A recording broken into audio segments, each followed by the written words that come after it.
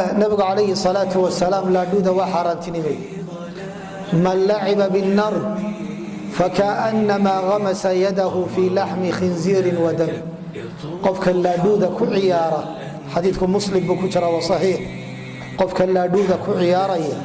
وحلمد ياهي ضوفار أوسكي يديقي يهلبكي سميت قعمها لقري ولمد ليس لنا مثل السوء مهما حنا ومسونا سنقول لي عليه الصلاة والسلام وحي علماء كقاتين إني معصيتها فقد عصى الله ورسوله من لعب بالنردشير والله وانا لا دودوي وانا حيض وافرقيسه ولمبر اي كيالان لمبر هذا لو نصيب سنيو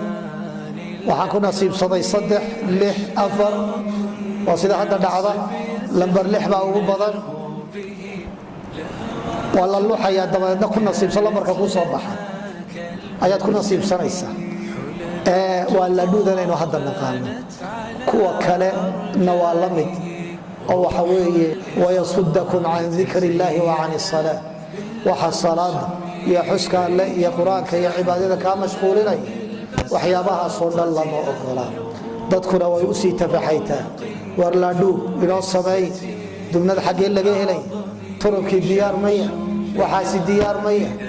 waxa soo dhan shaytaan baa wata oo doonaya cibaadada inuu ku seejiyo walibana